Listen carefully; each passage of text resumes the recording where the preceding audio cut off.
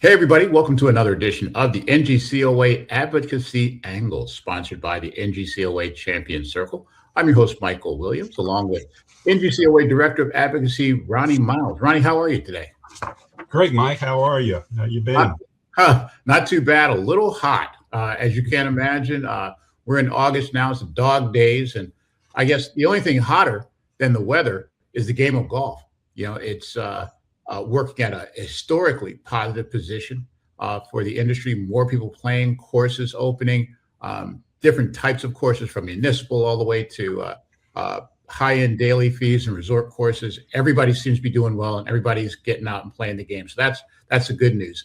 Despite that, I know that you have no shortage of things that you're working on and topics to share with us. So without further ado, I'll ask you to share a little bit of what you're working on these days for the members.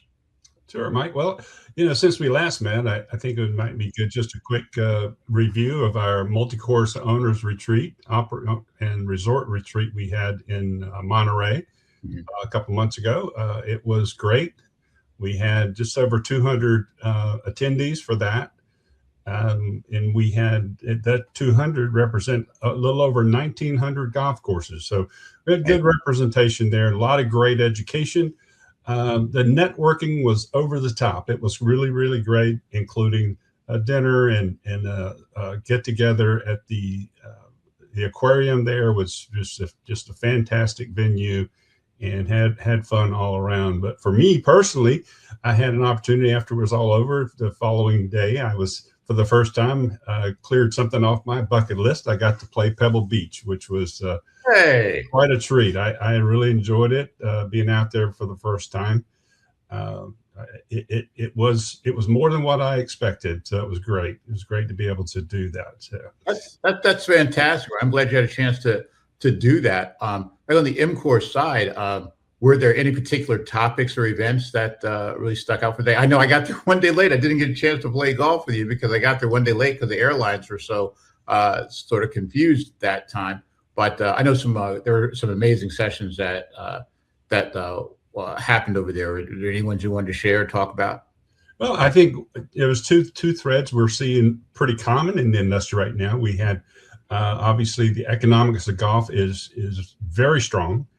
And as a result of that, we're seeing a lot of major capital investments into the game, a lot of ownerships changing, organizations changing ownership. And so we're seeing that. And that's a reflection of how, as you noted, how good the golf economy is right now. And I just hope that it continues. We don't see anything dragging it for the time being, but we never know. But so that, and of course, AI continues to be a major issue. So there was some great discussions and sessions covering those two pieces: investing in the game, as well as looking at the impact AI is having and will have on our industry. So it was good sessions, a lot of good discussions, well attended though, well attended. So we're glad for that. The weather was beautiful, so it was good.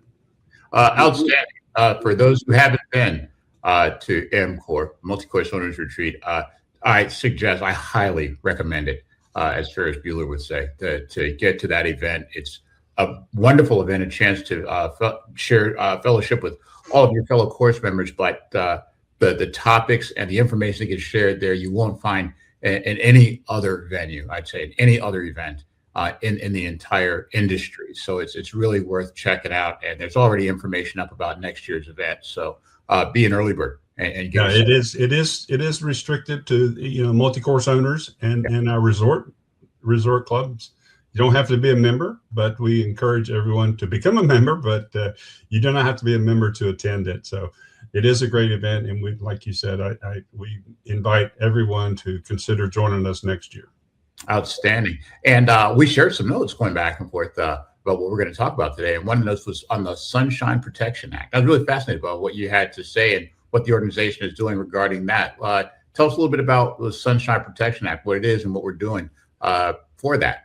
Well, the Sunshine Protection Act is a bill that would make daylight savings time permanent in the U.S., with the exception of Arizona and Hawaii, because they have already recognized standard time year round. So if the bill would make permanent savings time or standard savings time permanent, Yeah. and would allow, for us in the golf industry, it would provide a major economic boon, if you will, for our industry.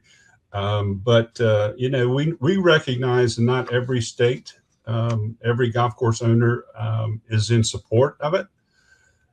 So our position, this is something that you've probably seen in the media where Jay Cairns quoted, that NGCOA is a pushing for this passage of this bill. And I think it was important that we communicate to our listeners that NGCOA's position, just like the AGIC position, we're not asking, supporting purely the Sunshine Protection Act for the sake of making daylight savings time permanent. But what we are communicating to our members in Congress is that we would be opposed for any consideration of making standard time permanent. So in other words, we recognize that not all of our states have the same situation where how many hours of daylight they have, what time the sun sets and sun rises. Sure. We recognize that. But if in fact Congress does make a decision to choose one way or the other, all we're asking and pushing for is that the daylight savings time become the one choice that we would go with, and not go with standard time. So those are to clarify a little bit about the Sunshine Protection Act. We support it, but more importantly, we support, we're pushing back against any attempt to make standard time permanent. Because that would be devastating for our industry. Gotcha. So daylight savings time permanent rather than standard time. And that's the industry position. Again, I get confused myself about which one the industry is for. So thank you for yeah, it's a complex matter, and that's why the complexity of it, when we be putting our talking points together for National Golf Day, it was not one of our list items because we're as an industry, we're not taking a position one way or the other. Yeah. Obviously, NGCOA represents the owners, and so we wanted to make it clear what we're asking them to do if they are to choose between one or the other, that our industry would prefer daylight savings time. Yeah, a preference. That's an important. Yeah, expressing that preference. Yep. So, again, just get some clarity on that. Gotcha. And the last topic I wanted to talk about was water management, because again, we're in these dog days of summer, but it's been like summer in a lot of regions. You're starting to see pictures of reservoirs and all kinds of things being at historic lows. Talk a little bit about the water management in the drought regions of the country. Those drought regions seem to be getting more and more prevalent all the time. Oh, absolutely. As you may recall, a couple of years ago, we hosted our water summit, really focused on the Colorado Basin. It was the Colorado Basin Water Summit there in Nevada, where we held our meeting, and the things have only gotten worse since then. So what we're seeing is that the drought is beginning to impact areas beyond the Colorado Basin. Obviously, I'm sure many people have read where the states involved with the water compact there in the water basin community were unable to come to a consensus of what they would all agree to. Yeah. And as such, the federal government stepping in and offering their plan. And again, their plan, is one that really puts the onus of having to absorb the water reduction to the lower basin states, and more importantly, Arizona. Not saying more importantly, but probably the most impacted will be the state of Arizona. So they could see 25 to 40% reduction in the water they're able to draw from the Colorado Basin. So the Colorado River, rather. So again, it's a huge issue, and all the states there in the basin have been asking for help. They need help because, one of the challenges that we as an industry face is people don't necessarily recognize how much water the golf course has cut back using. Yeah.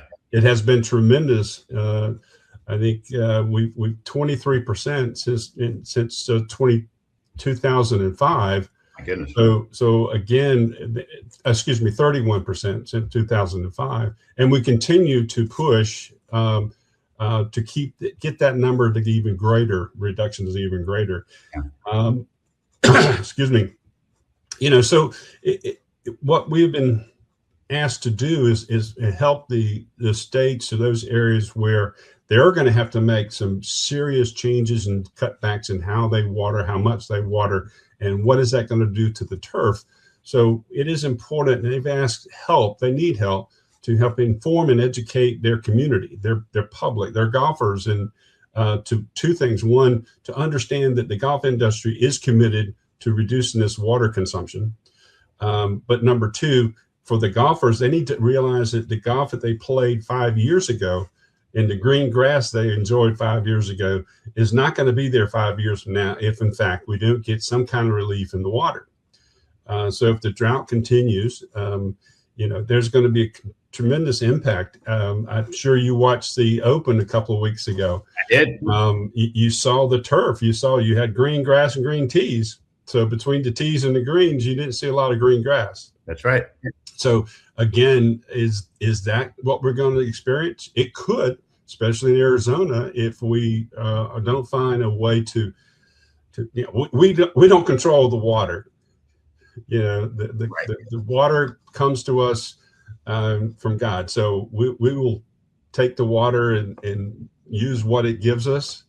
But what we are asking for is to continue to recognize the golf industry, be recognized as a business that contributes to the saving of water, but at the same time, our business relies on water. Yeah. So we need water, but we also need it. We need to be responsible with that. Yeah. A lot of people, some of the numbers we're seeing, like the golf industry nationally, the water used by the golf industry is 0.5% of the water in the country is being used by the golf industry. Mm-hmm. When you put that in comparison, your agriculture uses 36%. Right. So again, there's a lot of industries uses water. We talk about, you hear data centers, and the thermonuclear power companies. Those are big consumers of water. They're the largest consumers of water is these power companies. Yeah. Data centers falls under that. I don't think data centers, because their technology in those are becoming more and more efficient, but just to generate power, that's what we're seeing there in the Colorado Basin, 40% of the water goes to that effort. So again, golf does in fact use water, but the percentage of water that we use is very minimal. Unfortunately, because golf is so exposed to the public, we are perceived to be wasting water. And that's what we need to do a better job of informing and educating our community. So that's what we've been working on in the coming weeks to help that. Well, that sounds like definitely an ongoing problem and a core problem, because you need water to grow grass. And, and I think for our listeners to understand, here in the Carolinas, we're in a drought area. We're 20-something% behind. Yeah. Ours is not extended as far as those in the western states. Certainly. But in terms of how long it's endured, but the drought's there. And so the communities are continuing to, we're hearing reports of wells drying up. Yeah. So they're having to dig deeper wells to get to water. So this is just on the East Coast. So it's not just the Colorado Basin, it's across the U.S. It is. It's a nationwide problem. It's going to be a nationwide solution. Fortunately, we have great guys like you keeping an eye on the situation and doing everything they can to make sure that we have. Yeah, and of course, we have the big El Nino coming, so we'll see what that does. Some areas will get more water, and some will get even less and get hotter. So again, still unknown what that impact will have. Well, you never know with something's called El Nino. El Nino, yes. It's going to be unpredictable. Something Yep. called El Nino. But we really thank you for all your work in managing this and keeping us up to date on that. Thank you for all of the information that you gave us. And we're going to go on to the second part of the show. When we come back, we'll have two stellar guests talking about one of the hottest topics in the game, and one that involves literally every course in the game virtually. You'll hear more about it when you come back. Please stay with us. Ronnie Miles and Michael Williams, and you're watching the Advocacy Angle, sponsored by the NGCOA Champion Circle. See you in a minute. Hey, welcome back to the NGCOA Advocacy Angle, sponsored by the NGCOA Champion Circle. I'm Michael Williams, along with Ronnie Miles. The digital age has brought new technologies for entertainment and improvement, and they brought that to everything, including golf. Audiences more and more call for realism in this area, but there's the question of who owns the realistic content that we would see projected onto our screens. Golf course owners are not going quietly into that good night. And joining us now are two of the game's strongest advocates to talk about the fight over digital rights. Please welcome Hunki Yoon, who is the executive director of the American Society of Golf Course Architects. And I hope I got that right. And Trent Jones, who is the chief operating officer of the Robert Trent Jones School of Golf Course Design. Gentlemen, thank you so much for joining us, and welcome to the Advocacy Angle. How are you? Great. Thanks for having us. Yeah, Thank you. We're doing great. Thank you. Great. I will have a couple of questions for you at the end, probably when Ronnie Miles finishes grilling you. So I'm not gonna waste any more time. Without further ado, Ronnie, please join our two guests. Well, Hunki, Trent, thank you for joining us. I really appreciate you giving your time to be with us today. We are going to be talking about a bill, piece of legislation that I think is going to have some impact on our industry, obviously. And while I understand, and I think our listeners need to understand, this is a work in progress right now. So today's discussions are really going to talk about the big picture, not the nuts and bolts, because as we'll talk through our discussions of the nuts and bolts are part of how you make sausage. So we're not making sausage today. We are just having a conversation about where we are with the bill. And this bill is something that's been, I think, it was introduced to us, the owners. I think the association, the architects brought this to us about, I want to say 3 years ago. Trent, is that right? About 3 years ago? Yeah, I think when it got to this stage 3 years ago, I think there's been a sort of ongoing behind the scenes dialogue for like 7 years. But this is when it really came to the forefront, when we started to have members of Congress interested in sponsoring this bill. And we really appreciate the opportunity to talk with you and the owners about this. It's a very it's a very big issue that I think for everybody, not just architects, but for owners. And there's, we've got about 14,000 golf courses in the United States. And we feel that they deserve the same protection that books and pieces of music and buildings get. Right now, that's not entirely clear. And this is an opportunity to clarify the Copyright Act of 1990 to make sure that owners and architects get the same protections that all those other industries, creative industries, have. Well, for our listeners who may not be engaged in this topic and heard about this topic before, the bill we're talking about is now called the BIRDIE Act. And Hunki, with the BIRDIE Act, Trent, one of you couldn't answer. For our listeners, what is the purpose of the BIRDIE Act? So yeah, I'll take the first stab, and Trent can sort of elaborate. So BIRDIE Act is Congress loves to use acronyms to name their legislation, and it stands for Bolstering Intellectual Rights Against Digital Infringement Enhancement Act, which is a very long-winded way to say golf courses, we're looking to copyright golf course design. So if you think about a golf course, every golf course is unique. It's different. It's made up of different features, elevation changes, hazards, water features, fairways, bunkers, greens, and they're meant to be played. They're meant to be experienced, even avoided in some cases. And every round of golf is unique. Because every golf course is unique and different, and they need to be created by somebody and then built. And so, like any other works, whether it's a building or a book or a song, there is a creative aspect to it, and all those other sort of disciplines and designs are protected by copyright by the U.S. government. And so we're looking to basically add golf courses to these class of different creations that are under copyright, and that gives the golf industry the ability to sort of put some guardrails under the way that golf courses are copied and used by different folks, whether it's digitally and increasingly in the age of artificial intelligence, where the information is out there for anybody to copy and use as they see fit. Yeah. Trent, I know you've been involved with this probably from the beginning, before it came to the NGCOA. But what triggered the association to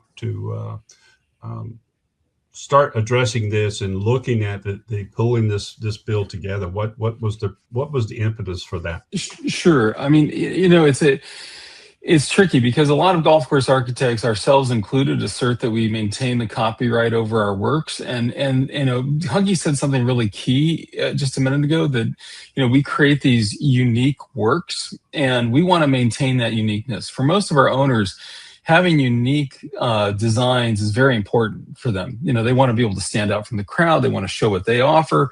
And if you have derivative works, copies of these works going around and being used in different ways, it takes a little bit of that uniqueness away and takes away the value from our current owners.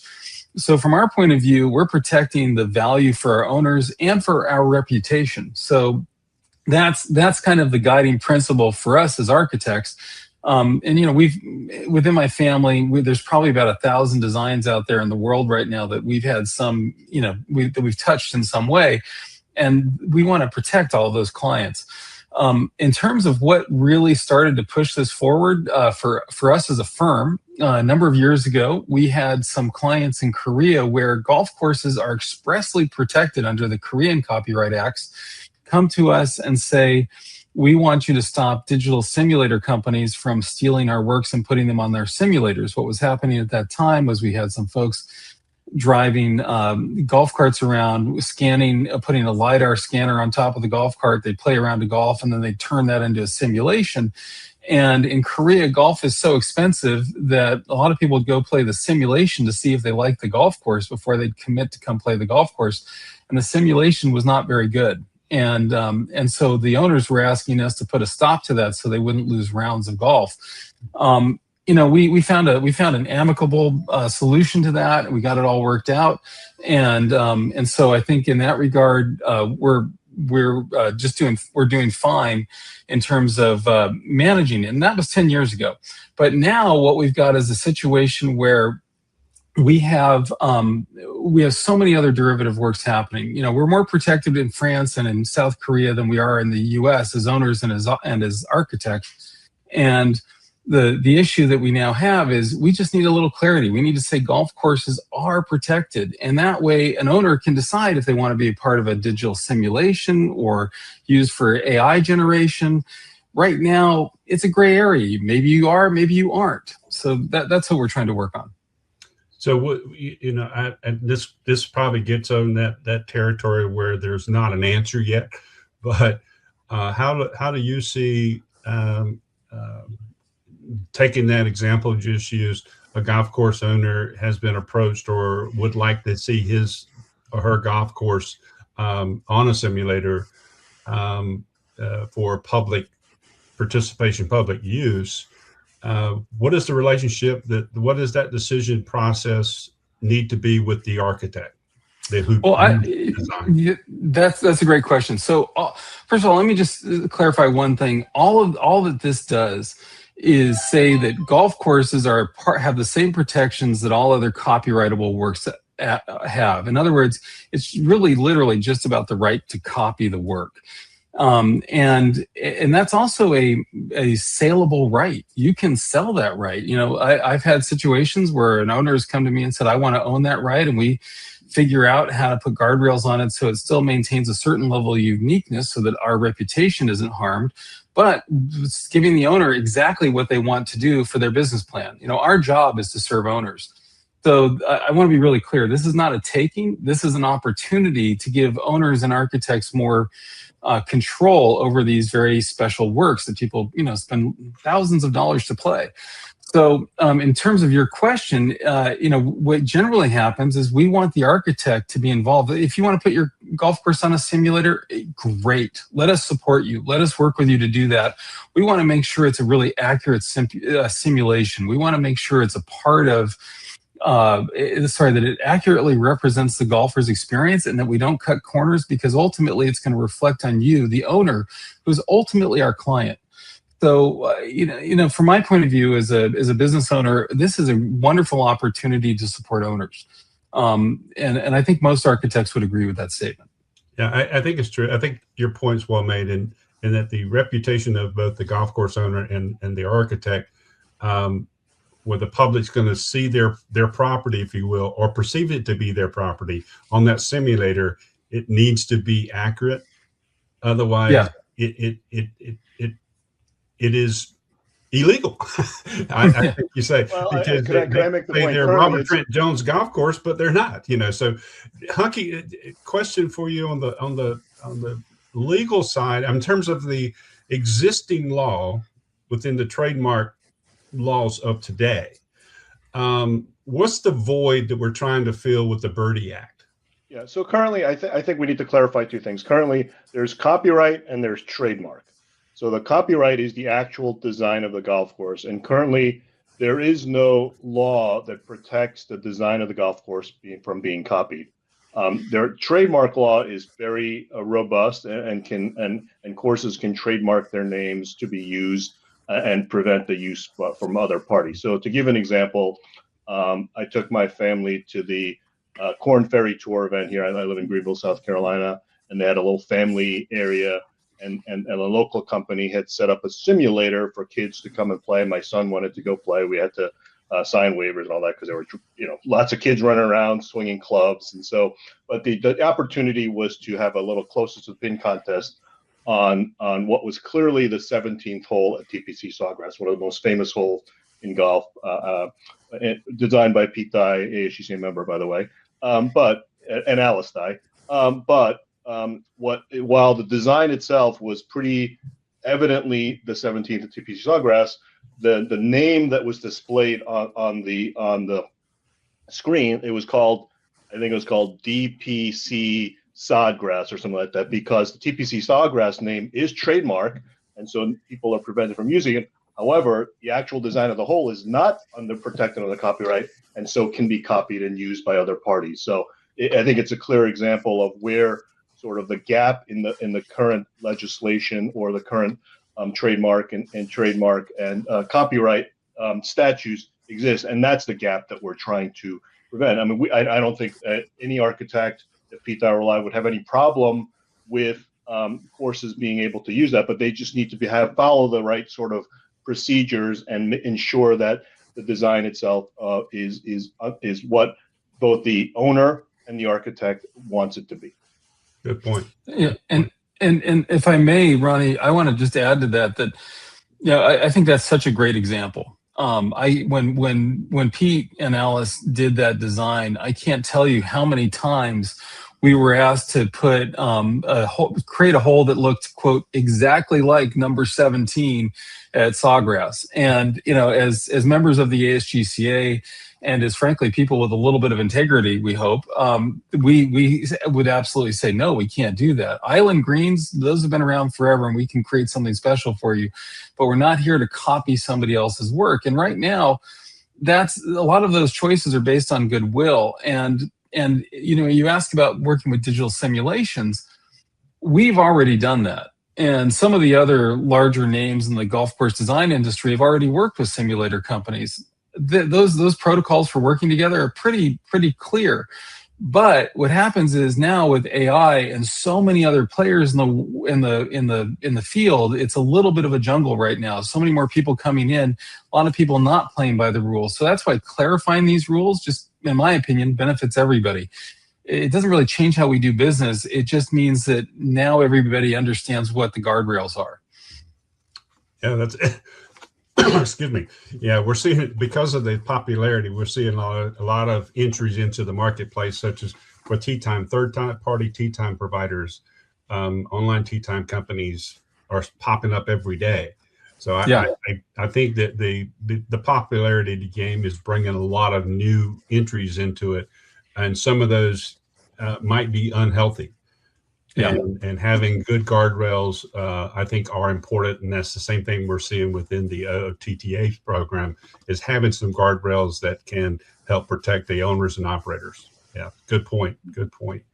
Hunky, you know, I know we're not going to get into the sausage making, but where are we now in terms of the legislative side for getting the BIRDIE Act to the next stage? So we've engaged few members of the various Judiciary Committee members on both sides of Congress.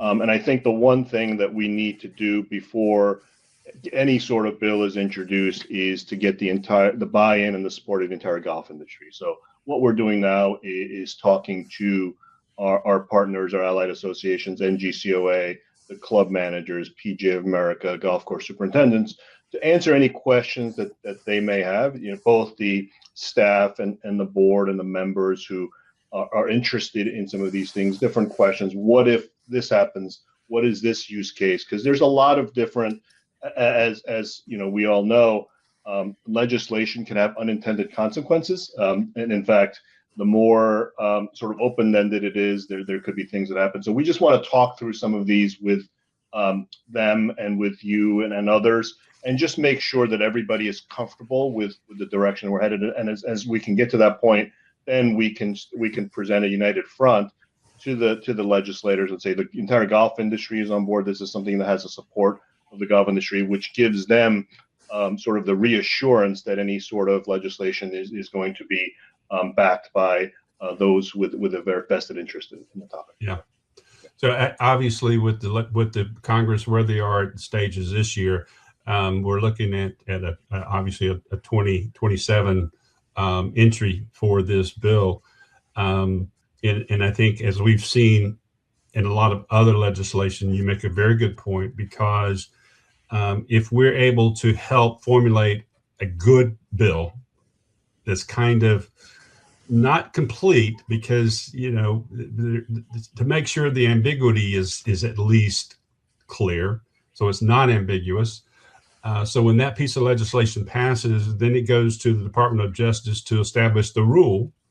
Then the rulemaking process will be much easier, because the industry has met and spoke before the bill was even drafted. So that is, I think, you know, from where I sit, as you well know, a lot of times bills get passed in Congress, and the community that's going to be impacted really hasn't been engaged into the process at all. So I would say, you know, hats off to the architects for spearing up this discussion to make sure that the language that goes onto this bill is one that the industry is ready to push forward collectively and support. Because, excuse me, getting support from Congress a lot of times is going to be important, that we engage our members to make phone calls and engage and get them to sign off on it, to co-sponsor it. So by all of us working together, that step is going to be easier to execute when time comes. But hats off to you guys for getting ahead of it and making sure that we have a document that we're not going to leave it to the Department of Justice to interpret how it should be done. You know, rather the industry is coming in, and hopefully when it comes time to write the rule by the Department of Justice, that there's enough clarity in the language of the bill that minimizes how they may interpret it. So thanks for all your work on that front. So. And if any of your members who are listening or interested have any questions or have any feedback for us, please let them know. They contact me, and we can talk things through and explain because the more alignment that we can get across the industry, obviously, the easier it is to talk about this and introduce it and to be able to work through some of the issues that may happen. Yeah, and I would just add that this is the only creative work, and I'm the black sheep of the Jones family. I worked in the film industry for a little while before coming back into golf, but this is the only creative industry and sport that I know of that doesn't have this copyright protection in the United States. And I think that we have such a wonderful opportunity to be very beneficial to all of our owners and the architects. Other countries in the European Union and in Asia have these protections. It seems like the cradle of democracy here in America, we ought to have it. So I think this will be very beneficial to owners, but we absolutely, to Hunky's point, want to make sure that owners feel comfortable and that we've addressed all concerns. And I say that as a working architect who believes that my job is to serve my client first. So thank you. Yep. Well, let me get on time. I want to give you one last question, and I will leave this to Trent, Hunky. Both of you have a different position, perhaps. But if we're successful getting the BIRDIE Act passed, let's say in 27, in 5 years in 2032, what's it going to look like when we don't know what technology is going to do? That first and foremost, we have to look at it as it is today. But what do you see, Trent, from an architect's perspective, that things become easier to navigate? And from Hunky, from your side, from talking from the broader association, what do you see as the impact this bill will have on your members? I think so. I'll go first. I think that what this will do is it really just, if a client decides they want to do something digitally, it means we're a part of that. We're from the very beginning. Everybody's aware that we're there to support them and help them through that process. It doesn't really have a commercial effect. This really affects the quality of whatever product is generated. The other thing, and this is the I don't know, and why I think this is so important with AI and the way AI is scraping the web today to learn how to do things and learn how to generate models and golf courses. Today, you can actually, on certain websites, or certain AI sites, you can actually go and start to try to design golf holes in the style of somebody. We want to make sure that if you're wanting to use an artificial intelligence platform, that it's supported in a way that's accurate and it's also beneficial. And we also don't want somebody to have access to your data to recreate what you have, to copy what you already have using artificial intelligence. So it basically gives us a seat at the table for when those unknowns come, because we truly don't know what they're going to be. And ultimately, this is about protecting value. So I think that we'll have much greater value sort of protected in the future as these tools evolve. Pretty much very similar to what the music industry is have gone through, and what they're still working with AI is very similar. Hunky? Yeah, and AI is not bad. It's a good tool. Yep. Yeah, I'll add upon the value point that Trent was making, which is, a golf course architect provides a lot of value to owners and to the golfers, really, the experience that they have, their knowledge of golf strategy, and knowledge of irrigation, agronomy, engineering, all these things that combine to present great experiences for golfers. The whole point here is that all these golf courses are meant to provide enjoyment and camaraderie and exercise and health, and that's really what makes the golf industry go. And regardless of whether you're playing a golf course on grass in real life, on a video game, or on a screen, we just want to make sure that experience is as good as it can be, and there are no poor representations or simulations that don't match up to the standards that all of our members bring to projects. And so we want to make sure in 5-10 years that whether, you know, playing golf is playing golf, you're hitting a ball, but that traversing of the course, the avoiding of hazards, the playing good shots that are rewarded, that should be a sort of a constant and a foundational part of a golf experience, no matter how you play it. And the BIRDIE Act will help to make that sort of standard across the board. So basically, when I play a golf course on the simulator and it says, okay, I'm playing Spyglass, that simulator is going to have be confirmed that this is in fact Spyglass, and the specs on that design have been certified, and the quality of that simulator game is the best it can be. That's really where we're trying to get it to. And ultimately, in terms of Spyglass, that would be wonderful, because it would reflect positively on the Pebble Beach Corporation that owns Spyglass. You know, ultimately, we want that owner to be represented in the best light possible. Yeah. And you were very cagey in bringing up Spyglass, which was designed by Trent's grandfather. So you're on point in all these factors here. A little homework. Anyway. All right. Well, gentlemen, Michael, any questions from you? Well, just a little simple one. You had a really great interview. Thank you so much, gentlemen, for all that information. And I was going to ask, it seems to me, number one, I'm thinking why we aren't talking about courts instead of Congress, where we are talking about trademark law, but I guess that has to be ratified in Congress. So that's a whole nother story. Me being from Washington, that's interesting to me. But I just have to ask, sort of both of you, who would be against this? Golf course owners, obviously, people who have created this property, this intellectual property, are for it. Are the only people against it people who want to basically use these designs for their own personal private good? Well, I think that I think for some people, they figured out how to get the content, how to create, use that content in whatever way it may be. By the way, it's not just simulators or AI. It could be, selling lithographs of the original as-built, whatever it may be. And those folks have figured out how to make their business work. And so they're going to be naturally resistant. And I think the real key is, because a lot of those simulator companies are doing phenomenal work, and we've supported a number of them on projects where our owners have wanted to support them.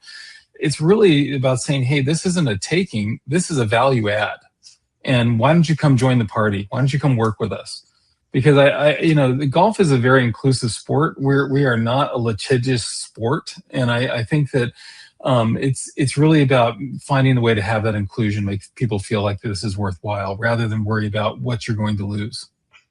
Hunki, I'll give you the last word. What are your thoughts on that? Yeah, so I think overall, as we progress, society, technology, intellectual property has become a little bit become devalued over the years. I mean, it's easier and easier to add to what someone else has done, or to take it and use it, whether outright or build upon it. So, which is all fine. I think progress is measured sometimes in increments, sometimes it's measured in quantum leaps. But I think the point is there was a lot of effort, experience that went into creating that original design, and to be able to use that and profit off of it in some way or form. I think that's the part that really bothers me the most, because we're trying to, protect the value and the effort that went into creating that original design. And if there's no way to protect that, then it becomes what was the point in the first place? Yeah, indeed. Very, very, very well said. Again, I just want to thank you both for such an intellectual and interesting conversation. Yeah. I would say, and I'll kind of wrap it too, is that I look forward to in 27 that we meet again, have another session, that time to introduce the BIRDIE Act to our community. Thanks. Yes, fantastic. We're working hard to make it so, and so hopefully when we next speak, we'll be able to understand. It's definitely an interesting philosophical and intellectual property, but ultimately it comes down to making some practical arguments. So. Yeah. Well, the current against it is not as great as it was. So I think we are getting closer and closer, and I know that leadership is looking forward to working with your leadership. Thank you for the time, guys. Really appreciate the opportunity. Thank you so much. Hunki Yoon, Executive Director of the ASGCA, Trent Jones, COO of the Robert Trent Jones II Golf Course Design. Thank you very, very much. Thank you very Thanks, much. guys. Really appreciate it. Guys. Thank you. Thanks, guys. Ronnie, very fascinating segment with those guys. A lot of good information, and obviously, we'll see what comes out in the future. And I think you made a very good bet with them. We'd like to have them on in the show next year to announce the ratification of the BIRDIE Act. That would be a very special thing. I know we're low on time, but before we go, I would love to have you tell people a little bit about the Champion Circle, what it is, and how they can be a part of it. Well, the Champion Circle is really the one program that really supports our advocacy work, helps us support this podcast, helps us with our assisting golf course owners and operators when they're in need, legal help that we're able to offer and to bring together the right kind of support and help for golf course owners who are in need. So the Champion Circle does a lot for our industry members that they do not see, but truly impact our office every single day. And we appreciate the support that our patrons and members provide to the Champion Circle. Beautiful. And for people who want to get more information and hopefully to join the Champion Circle, how do they do that? Just go to our website. If you go to our main page, when you get it to main page, you'll see the Champion Circle. Click on that, and you'll have an opportunity to contribute right there. Outstanding. Well, that about wraps it up for this episode of Advocacy Angle. I want to thank our guests very much, Hunki Yoon and Trent Jones, fantastic guests. Thank you all for watching. We'll see you next time with another great episode. Until then, for Ronnie, for Jay, for Taylor and Will and everyone at the NGCOA, we want to say goodbye. We'll see you next time on the Advocacy Angle. In the meantime, go out, play some golf, and hit them straight. See you soon.